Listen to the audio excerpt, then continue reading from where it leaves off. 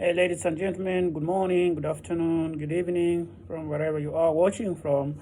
Welcome to my channel back again. For those who are visiting for the first time, welcome to my channel. Those who have been following this channel or subscribers to this channel, so welcome back again too.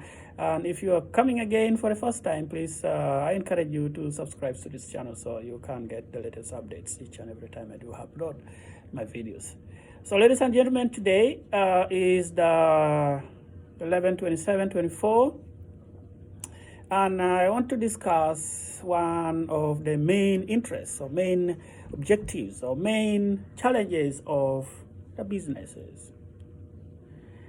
You all know, if you have managed or started businesses, micro, macro, like big, small businesses, you know perhaps that businesses have a lot of challenges, just like any entity. But one of the main challenges is actually what I'm going to discuss in this video.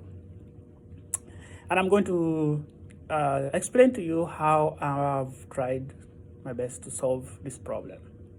Hopefully for the last time, so I don't have to deal with this problem anymore. And that's why I'm going to explain this video, because it will explain and perhaps help somebody in the future.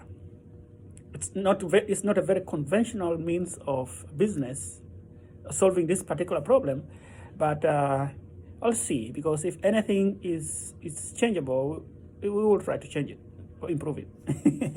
All right, so ladies and gentlemen, so this is the problem. The problem that we all know is that businesses have is the issue of raising capital. Many businesses, actually all kind of businesses, have issues with raising capital. Capital is a main issue that when it comes to starting up a business, especially for small startups.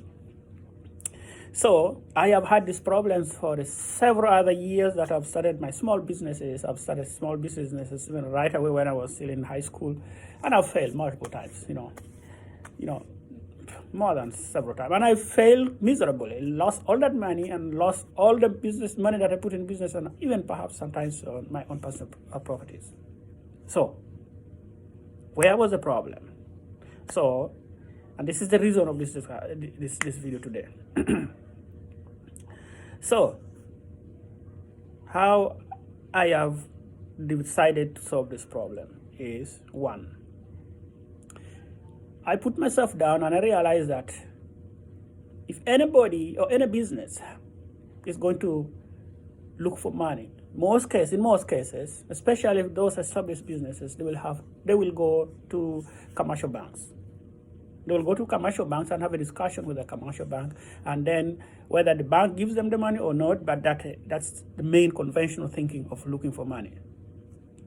We have people who start the business with their personal savings, and that's, I think, is the most conventional, most practical and sustainable way of raising the startup capital. But what is the problem really with that method is that in many instances, businesses, small business managers, or small business owners fail miserably with that approach of raising their own personal capital and putting it in the business. And that is exactly what I'm going to talk about in this video, and how I've tried to solve that problem. Okay. So let's leave the conventional banking alone, or the conventional loans alone, and then let's come and narrow down to our personal investment into the bank. Why and how does small businesses fail when it comes to raising their own personal income and investing it into their businesses?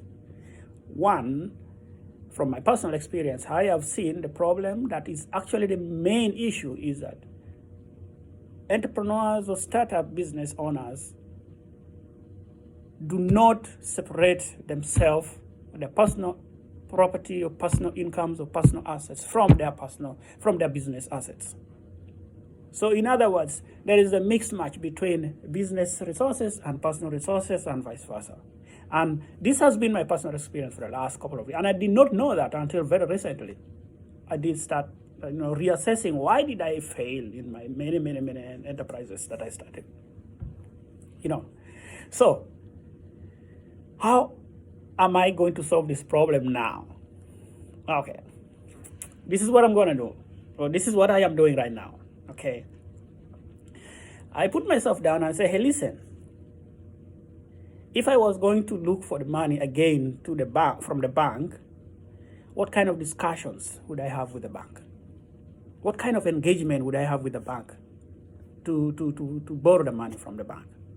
And I realized that these are the kind of discussions I would have. One, the bank would ask me several questions, and some of these questions would be, okay, show us your business plan. What's a business plan for your business? Okay, what's a roadmap, And in this business plan, the bank would be very, very careful. They want to know what is your projected cash flow, especially depending on the type of business. They would want to have a cash flow projection for at least 3 years. They want to know that. And it's not just a cash flow. They will explain, they will ask you each and every question in that. They will ask you every point, so every figures that you put in there, especially they want to know the margins. What would be the margin? What is the total sales going to be, projected total sales? What would be the, like the contribution margin? And what is, all that's profit margin. They want to know everything.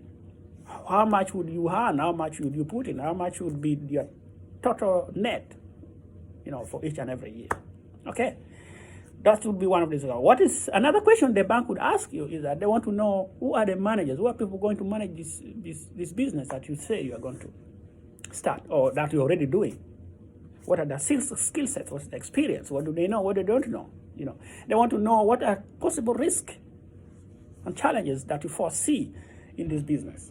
They want to know that. They want to know everything because they're putting into their money into your business, into what they don't know.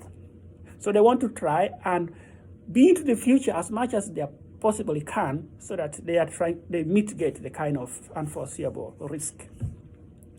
So a lot of other questions the bank would ask you, which I'm not going to explain here, but you all know if you go to the bank, you'll be asked a lot of questions. In many cases, they will not even give you what you ask. In many cases, they will give you maybe 50% at best how much you ask. Okay, so if those are the questions that the bank will ask any startup, LLC, sole proprietorship, the corporation, the C corporation, S corporation, they will ask you those questions. Or actually, even sometimes not even the bank, even if you put it on, you're selling shares. The prospective partners or the shareholders, or even the shareholders who are already in there, they want to know, what are you doing? What are you dealing with? What are the challenges? How is the business growing? What is our prospective dividend going to be? How is the market? They want to know things, because they put the money into the business. They've invested just like a bank would do. So those are some of the difficult questions that every business owner or corporation management will deal with. So now, if that is the problem, or if those are the questions, then now how this is the most important part. This is what is called the how do we call it? The secret sauce of how I'm going to solve that problem.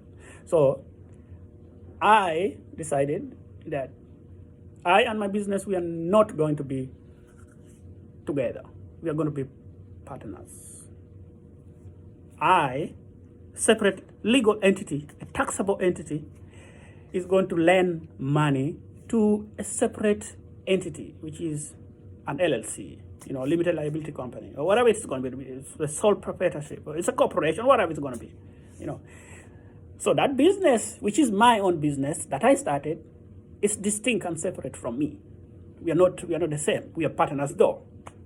So I'll ask my business, hey, listen, you're coming to me to get the money. And we will have this kind of conversation that I would have had if I went to the bank to get the money. How much do you need? What is the projected cash flow? What are the skills, resources, challenges, experiences of your management team? What are the foreseeable skills that you project to see? What are your 3-year projected cash flow? These are the discussions I'm having with myself, with my with my business. Because let's be real. This is the truth that would have been, So this is the truth. This is the real business discussion. Okay, so, and I think this is a solution And I have decided to lend my money to my business.